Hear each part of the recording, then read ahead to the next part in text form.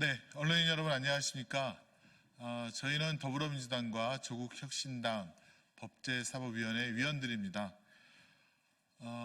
오늘 12월 3일 윤석열 내란 당시에 이재명 대표에 대해서 무죄를 선고한 재판장인 부장판사를 체포하려 했다는 언론 보도를 보았습니다. 대한민국 경찰의 총책임자인 조지호 경찰청장의 조사 과정에서 나온 발언이라 그 신빙성은 저는 거의 99%, 100%라고 보여집니다. 도대체 12.3 윤석열 내란에 입법부 장학시도뿐만 아니라 사법부 장학시도, 그 미친 광기의 범죄 행위는 어디가 끝인지 참으로 어이가 없을 뿐만 아니라 분노가 일어날 지경입니다. 12월 3일 내란 당시에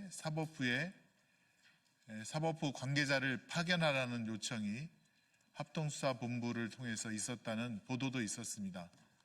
정말 12.3 내란이 성공했다면 이재명 대표는 아마 즉각 법정 구속되거나 더 심한 처벌을 받지 않았을까라는 그런 우려를 금할 수 없습니다. 이에 대해서 우리 법제사법위원님들께서 그 입장을 밝히기 위해 오늘 이 자리에 섰습니다.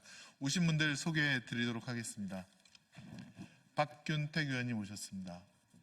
김용민 원내수석 의원님 오셨습니다. 장경태 의원님 오셨습니다. 이건태 의원님 오셨습니다. 이성윤 의원님이십니다. 조국혁신당 박은정 의원님이십니다. 그럼 준비된 기자회견 낭독하도록 하겠습니다. 윤석열의 내란, 국회의원은 물론 전 대법원장과 현직 판사까지 불법 체포, 구금하려 했습니다.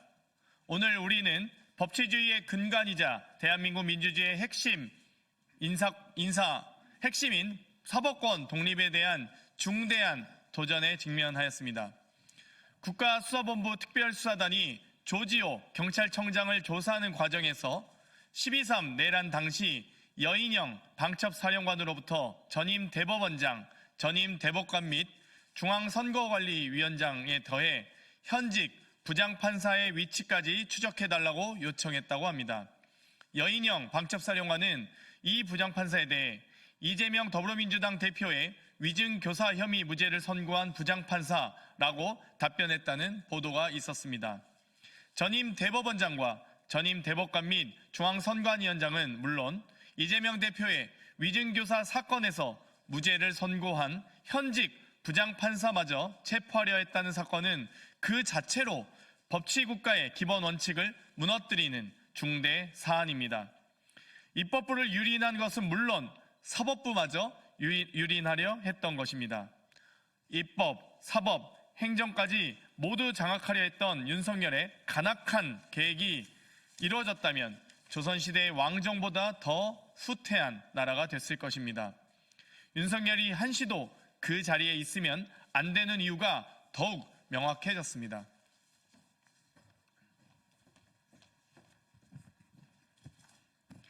우리는 이러한 사태에 대해 다음과 같은 입장을 명확히 밝힙니다. 첫째, 입법부는 물론 사법부마저 유린한 윤석열은 탄핵안 가결 전이라도 당장 그 자리에서 내려오는 것이 마땅하며 스스로 내려오지 않는다면 끌어내리는 방법밖에는 없다는 것을 명심하기 바랍니다. 둘째, 또한 사법부의 독립을 침해하고 유린하려 했던 이에 관련된 모든 책임자는 지위 고하를 막론하고 엄중한 처벌을 받아야 합니다. 셋째, 우리 민주당과 조국혁신당은 사법부의 독립성을 지키기 위한 모든 노력을 지속할 것이며 국민 여러분과 함께 법치주의를 수호하는 길에 앞장설 것을 다짐합니다. 사법권에 대한 침해는 곧 국민의 권리를 침해하는 것입니다. 법 앞에 모든 국민이 평등하다는 원칙이 훼손될 때 우리의 민주주의도 함께 위태로워질 것입니다. 국민 여러분, 우리는 이 중대한 사안을 결코 좌시하지 않을 것입니다. 지금이야말로 법치주의와 민주주의를 굳건히 지키기 위한 우리 모두의 단호한 의지와 행동이 필요한 때입니다. 감사합니다. 2024년 12월 13일 더불어민주당 조국혁신당 법제사법위원회 위원 1동. 혹시 더 브리핑하실 분 계신가요? 예, 하시죠. 재판 결과가 마음에 들지 않는다고 해서 현직 판사를 체포하려고 했던 이 발상은 전두환 군사 독재 정권에서도 시도하지 않았던 독재적 발상입니다. 윤석열은 가장 극악한 최악의 독재자입니다. 아마 12.3 내란이 성공했다면 윤석열은 사법부를 압박해서 자기가 원하는 대로 판결을 하도록 했을 게 자명합니다. 지금 당장 윤석열을 끌어내리고 지금 당장 윤석열을 구속해야 합니다. 국민들이 현명하게 적극적으로 앞장서주셔서 12.3 내란이 이렇게 막아질 수 있었다는 것이 얼마나 다행인지 모르겠습니다.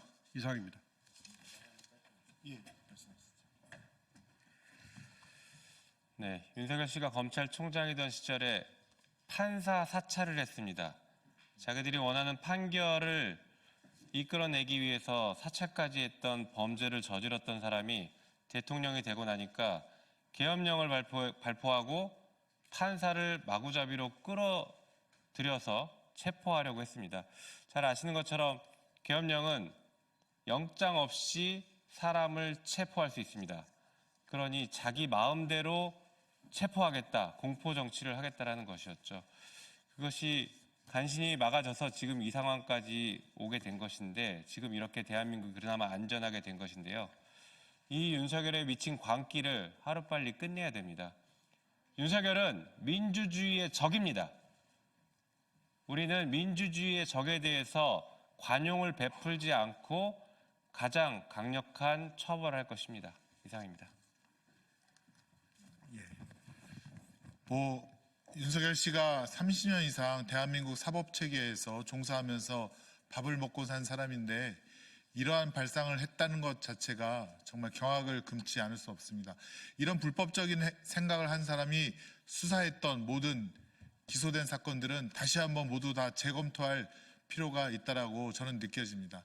정말 이 12.3 내란을 제압하고 윤석열이 했던 모든 수사에 대해서 인권 침해적인 그리고 불법적인 일을 당하신 분들은 우리 법제사법 민주당과 조국혁신당에 말씀을 해주시면 저희가 꼭 이런 것도 한번 논의를 해서 정의를 바로잡을 그 날을 꼭 한번 추진해 보겠습니다. 더 이상 하실 말씀이 없으면 이상으로 기자회견을 마치겠습니다. 함께해 주신 언론 여러분 고맙습니다.